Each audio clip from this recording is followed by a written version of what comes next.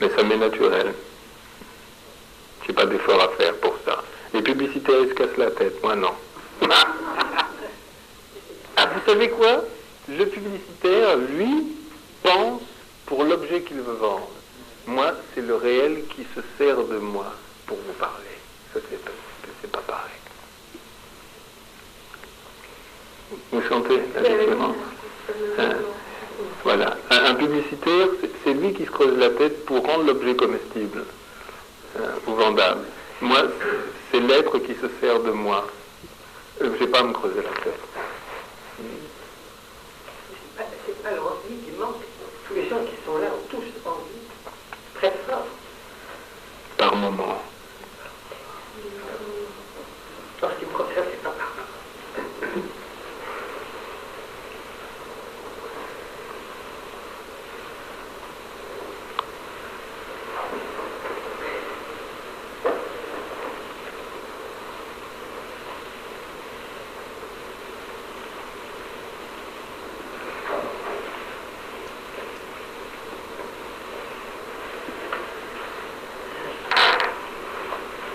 Il faut faire aussi peut-être une petite distinction.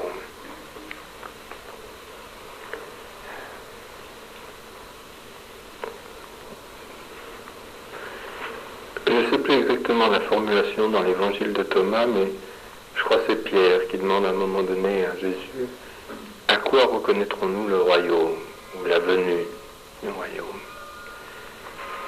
Et Jésus répond,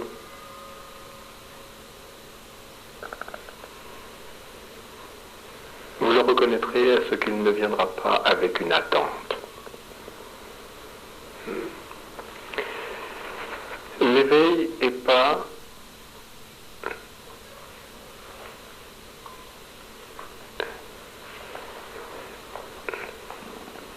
le résultat d'une attente. Il ne peut donc être l'objet d'une attente. Vous voyez la différence quand vous faites de l'éveil l'objet d'une attente, l'objet de l'envie, et lorsque vous vivez l'envie sans objet.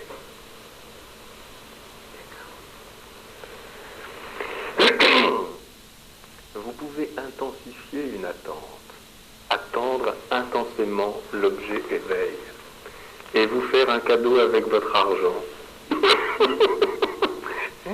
Parce que l'intensification, je ne sais pas si ça se dit, de l'attente rend l'expérience de l'attente intense.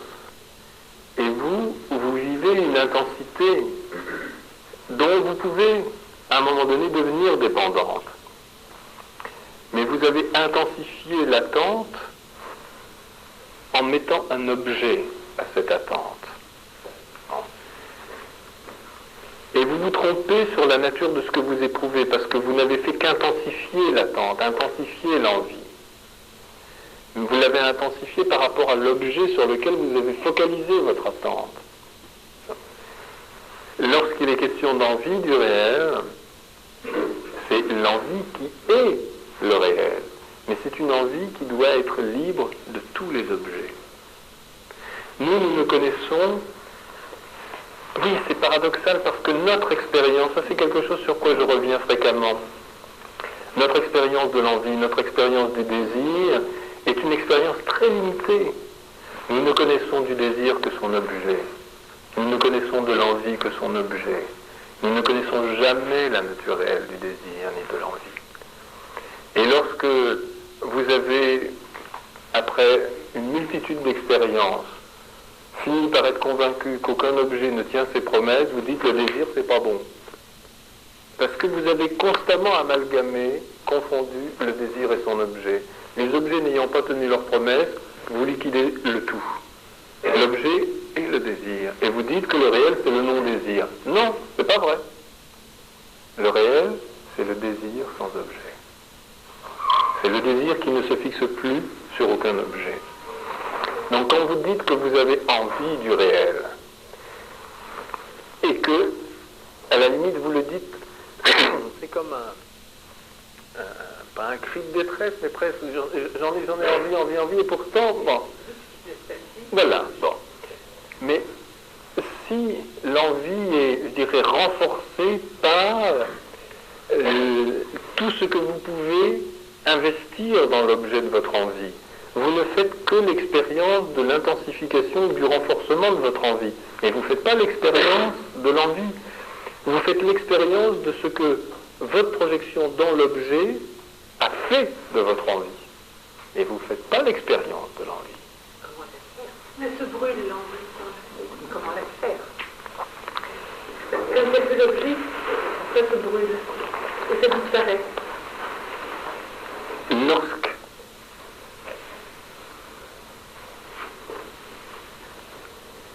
vous avez déjà, sur le vif, pu effectivement dénoncer ce mécanisme, c'est-à-dire voir à quel point votre envie est encore une attente d'un objet particulier, et que cette envie est parasitée, parce qu'elle est vécue en tant qu'attente.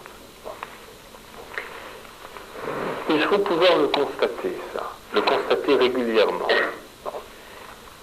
Mais ne cherchez pas par ce constat à, je dirais, à guérir de cette situation. C'est pas possible. Un constat seul ne suffit pas. Bon.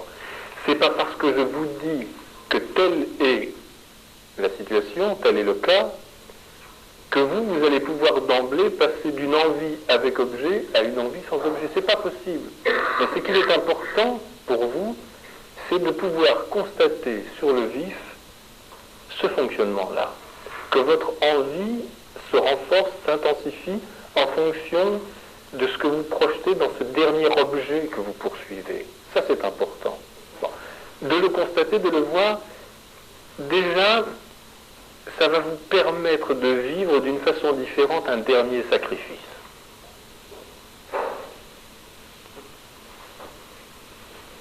Il faut sacrifier le dernier objet de l'attente. Bon. Et à côté de ça, les éléments du réel qui vous sont énoncés, qui vous sont proposés, si parmi ceux-là il y en a un dans lequel vous vous reconnaissez, laissez-le grandir en vous. Il aidera l'accomplissement de ce sacrifice. Il faut sacrifier l'ultime objet de l'attente. Mais ce n'est pas de votre ressort. Vous sentez ce que je veux dire?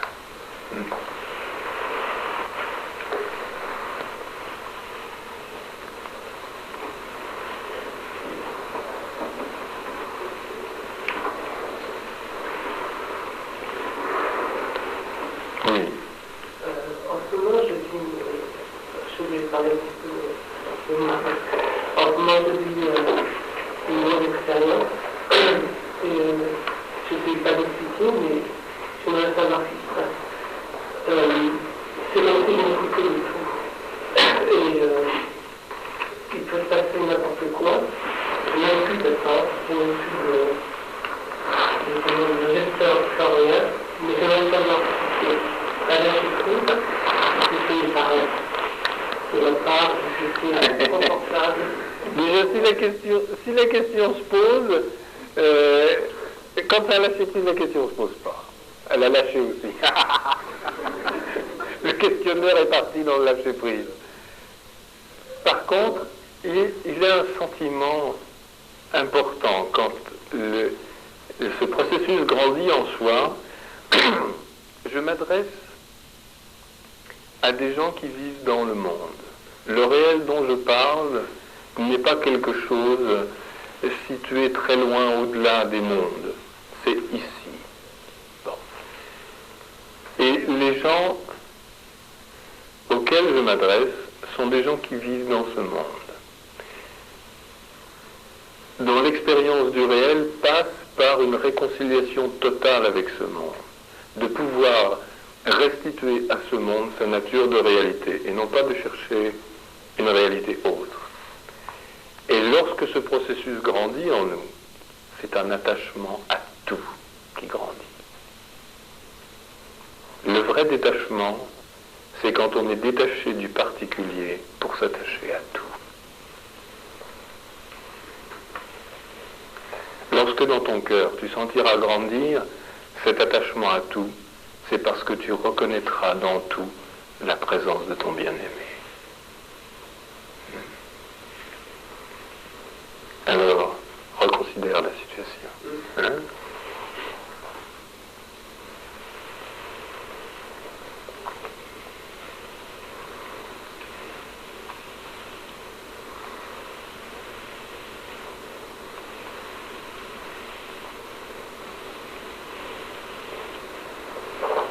Mais avant de s'attacher à tout, on peut passer par une attaque, on s'attache très tôt à tout, et on ne sait pas encore très bien si on est sur cette pente-là ou si on est sur un état pareil, comme disait monsieur.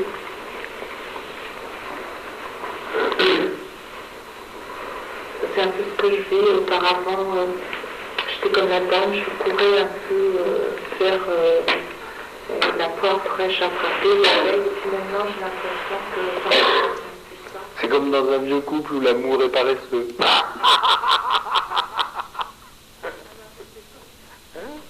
C'est l'habitude, l'amour paresseux.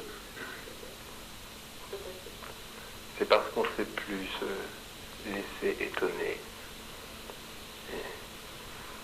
C'est parce qu'on a le regard qui s'est fossilisé.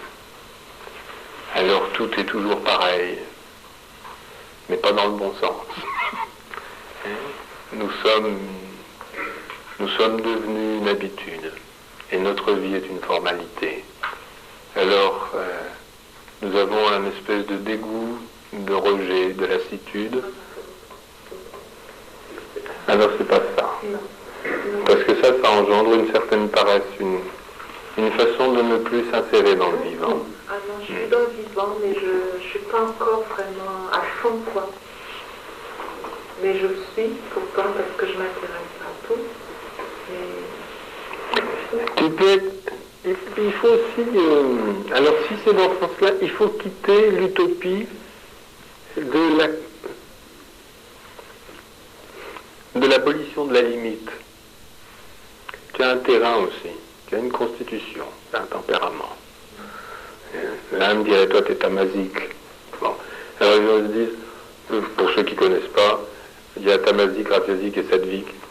C'est marrant, ça. Je ne parle pas beaucoup de ces choses en général. Tamazique, c'est l'inertie, les choses, on a tendance à rattacher ça à la léthargie. Hein. Rajasique, c'est l'émotion, c'est plus speed, hein, c'est énergique.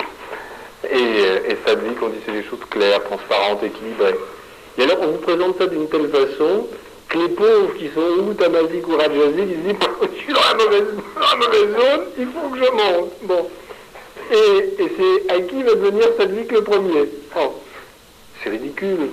Il y a une façon tamasique de s'éveiller, il y a une façon rajasique de s'éveiller, il y a une façon sattvique de s'éveiller. Point final. Bon. Si toi t'es tamasique, si tu as une nature indolente, un tempérament en particulier. Je suis désolée, donc c'est pas forcément ma nature. J'étais comme la dame, une soif, une ardence, quelque chose de... Oui, mais ça ne veut pas dire qu'on n'est pas tamasique, ça. On peut être déterminé à un moment donné dans son comportement et puis courir très fort après quelque chose. Bon. Seulement, on peut très bien avoir un tempérament avec des limites qui nous sont naturelles, qui sont propres à ce tempérament, à cette constitution, et pouvoir reconnaître le réel au sein de ses limites, c'est cesser d'en faire des contraintes. Et ça, c'est la liberté. Un gourou de tamazique, c'est extraordinaire. Et pouvoir permettre à chacun de se reconnaître au sein de sa limite et de ne plus en faire une contrainte. La voie de l'éveil, c'est pas la voie de Superwoman, Superman, c'est Wonder Woman. Hein? C'est celle qui passe par ta réconciliation avec ta propre nature. Et on n'a pas besoin d'être une agitée du parcours.